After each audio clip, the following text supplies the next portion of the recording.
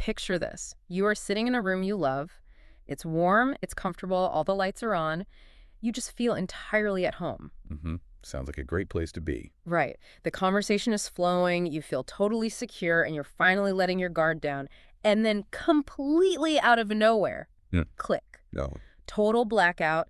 The power is completely cut, and the warmth just disappears. Yeah, that sudden shock is awful. It really is. And your immediate visceral instinct is to jump up, stumble around in the dark and frantically try to fix the fuse box. Exactly. You just want the light back on right now. Yes, and the panic of that sudden darkness is entirely consuming. You can't think of anything else. Well, the human brain is actually hardwired to react exactly that way to a sudden loss of connection. Really? Like biologically? Oh, absolutely. When you're plunged into an emotional blackout, your nervous system interprets that sudden withdrawal not just as confusion, but as an active threat to your safety. Wow, an active threat. Yeah, we are biologically driven to restore the comfort and the bond we just lost. Yeah. It's survival. Which is the exact sensation we are unpacking in today's deep dive. We're talking directly to you, the listener, about one of the most universally panic-inducing, physically uncomfortable experiences in any relationship. Mm-hmm. And that is when a romantic partner suddenly, and without any logical explanation, just emotionally pulls away. It is so painful. It is. The texts slow down to a drip. The enthusiasm vanishes. The lights just go out. Yeah. So, to help us navigate this, we are drawing on a deeply insightful guide by relationship and dating blogger Sofia Reed from her site, sofiareed.com. She has some really great insights on this. She really does. Her article is titled, What to Do When He Pulls Away. And whether you are currently in this situation or you just want to understand relationship dynamics better, this deep dive is all about maintaining your grace. And your self-respect. Exactly. Your self-respect and your peace. So let's get into it. Well, the core thesis of Reed's work requires a massive paradigm shift in how we handle that initial panic we were just talking about. Right, the stumbling in the dark part. Exactly. Going back to your blackout metaphor, your instinct to reach out, to ask what's wrong, to send that long, rambling paragraph trying to fix the distance. Oh, we've all drafted that paragraph. Right. But it comes from a really genuine, loving place. You care about the relationship, but as loving as that instinct is, acting on it is almost always the exact wrong move. It's just the absolute worst thing you can do because male emotional withdrawal operates on a completely different psychological wavelength than what we expect. Yeah, it really does. The response that feels the most natural to you, like closing the gap, is usually the exact mechanism that pushes him further away. Spot on. So let's talk about the immediate aftermath. Segment 1, the counterintuitive pivot. Let's look at those agonizing first 24 to 48 hours. That initial window is where the most damage is usually done, honestly. Because you're just vibrating with anxiety. Exactly. Every single cell in your body is screaming at you to just do something. To send one more casual text or show up where he might be. yes, manufacturing a reason to interact. But Reed's framework demands something incredibly counterintuitive here. Step 1. You have to stop. Just totally stop. You cannot chase him. Chasing a man who is actively withdrawing creates this immense amount of pressure in a mind that is, frankly, already feeling overwhelmed. Right. It communicates your anxiety rather than your confidence.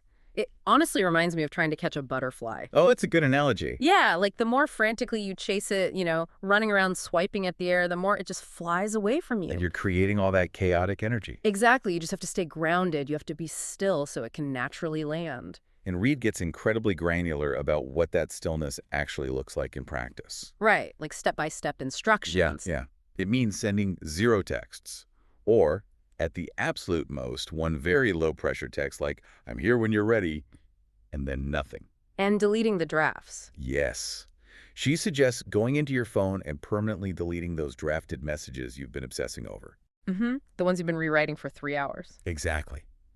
She even advises muting his notifications for 48 hours. Oh, that's huge. Because otherwise your nervous system is just hijacked by every single buzz in your pocket. Step 2 is resisting the urge to demand an explanation, right? But okay, let's unpack this for a second. Sure. Doesn't sitting in silence feel exactly like giving up? I mean, for someone in the thick of it, it feels like you're just letting the relationship die. What's fascinating here is that silence isn't giving up at all. It's actually a strategic recalibration. How so? Well, silence isn't surrender. It's giving him the space to actually realize what he's missing. Men are often wired to pursue what feels slightly out of reach. Ah, okay. When you demand an explanation from someone who's already retreating, you're cornering them. From a psychological standpoint, they're already in a mildly defensive state. So asking, what did I do wrong, just Yeah. makes it worse. Exactly. Yeah. It forces a conversation they aren't ready for. He likely doesn't even have the words for his feelings yet. Wow. So forcing the issue guarantees you won't get the truth because he doesn't even know the truth himself yet. Right. You just get an empty excuse. Mm-hmm. That's why Reed suggests that instead of texting him your spiraling feelings, you journal them. Get the anxiety out of your body, but keep it off his screen. That makes a lot of sense. Okay, so moving into the next phase, reclaiming the center. Yes, this is crucial. You've successfully stopped yourself from chasing, you muted the notifications, but you are still vibrating with this lingering anxious energy. You're waking up with that pit in your stomach. Yes. So Reed says step 3 is to pour your energy aggressively back into your own life. Call friends, take a class, make plans. Right. But I want to push back on this a bit. Telling a heartbroken person to just go take a pottery class feels a little, I don't know, dismissive, like a cruel platitude. It can definitely feel that way when your brain is literally being held hostage by your phone. So how does someone actually break that paralysis? Well, you're fighting a chemical loop. Your body is flooding with cortisol. When Reed talks about pouring energy back into your life, she isn't saying a pottery class will magically cure your heartache. Right. She's pointing to the neurobiology of redirecting your focus. When you engage in a complex task or a social interaction, you force your prefrontal cortex to activate. Which physically interrupts the panic loop in your brain. Exactly. You're manually overriding your nervous system. Mm-hmm.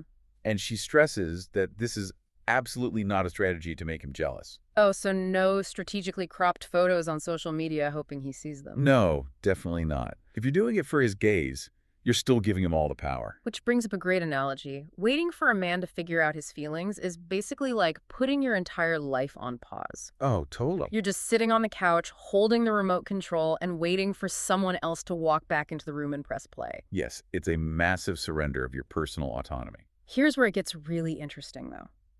Step 5 is about not making yourself smaller. Yes, this is a very painful behavioral trap. It is deeply tragic to watch. Women feel a partner slipping away, and they start pruning away parts of their personality. They become less opinionated. Less demanding, quieter. Just hoping that if they take up less space, they won't overwhelm him, and he'll be comfortable enough to stay. And if we connect this to the bigger picture, shrinking yourself comes at a devastating cost. It destroys the attraction, doesn't it? Fundamentally, think about it. The version of you that he originally fell for was the full, vibrant version. The woman with opinions and passions. Exactly. When you shrink into a passive, waiting version of yourself, you erase the very magnetism that attracted him in the first place. A woman with a full life is magnetic. Always. Keeping your own standards non-negotiable is paramount. Okay, so that leads us to our next segment, the internal audit. You're living your life, you're refusing to shrink, you're giving him space, and actually, as you do this, the fog of anxiety starts to lift a little. It does. And in that clearing, you actually have a rare, unclouded window. Step 4, check in with yourself honestly. Right. When he retreats into his cave, he unknowingly hands you the opportunity to evaluate the relationship for yourself. Because when they're around, the dopamine kind of clouds our judgment. Oh, severely. We excuse bad behavior. We ignore our own unmet needs because the high of the relationship just smooths over the rough edges. But the silence strips all of that away. Exactly. It forces you to ask, were you actually happy before he pulled away? Does this relationship make you feel secure, or does it just make you constantly anxious? Right.